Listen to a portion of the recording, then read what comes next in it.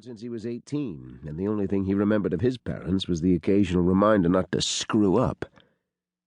All this devotion William showered on his children was alien, and it made Devon uncomfortable, especially since William seemed determined to treat Devon like a son now that he was marrying Ashley. Devon started to get out when he saw Ashley fly through the door, a wide smile on her face, her eyes sparkling as she saw him. What the hell? He hurried toward her, a frown on his face. "Ashley, you should have stayed inside. I would have come for you."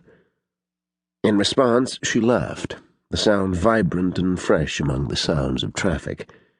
Her long blonde hair hung free tonight instead of being pulled up by a clip in her usual careless manner. She reached for his hands and squeezed as she smiled up at him. "Really, Devon, what could happen to me? Alex is right here, and he watches over me worse than my father does." Alex, the doorman, smiled indulgently in Ashley's direction. It was a smile most people wore around her. Patient, somewhat bemused, but nearly everyone who met her was enchanted by her effervescence. Devon sighed and pulled Ashley's hands up to his waist. "You should wait inside where it's safe and let me come in for you. Alex can't protect you. He has other duties to attend to." Her eyes sparkled merrily, and she flung her arms around his neck, startling him with the unexpected show of affection. "That's what you're for, silly. I can't imagine anyone ever hurting me when you're around." Before he could respond, she fused her lips hungrily to his. For God's sake, the woman had no sense of self-control. He was making a spectacle here in the doorway to her apartment building. Still, his body reacted to the hunger in her kiss. She tasted sweet and so damn innocent. He felt like an ogre for the deception he was carrying out. But then he remembered that Copeland Hotels would finally be his, or at least under his control. He would be a force to be reckoned with worldwide. Not bad for a man who'd been told that his sole ambition should be not to screw up. Carefully he pulled her away and gently offered a reprimand. "This isn't the place, Ashley. We should be going. Carl is waiting for us." Her lips turned down into a momentary frown before she looked beyond him to Carl, and once again she rushed forward, a bright smile on her face. He shook his head as she greeted his chauffeur, her hands flying everywhere as she spoke in rapid tones. Carl grinned. The man actually grinned as he handed Ashley into the car. By the time Devon made it over, Carl had already reverted back to his somber countenance.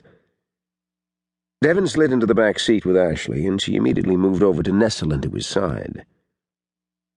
"Where are we eating tonight?" she asked. "I planned something special." As expected, she all but pounced on him, her eyes shining with excitement.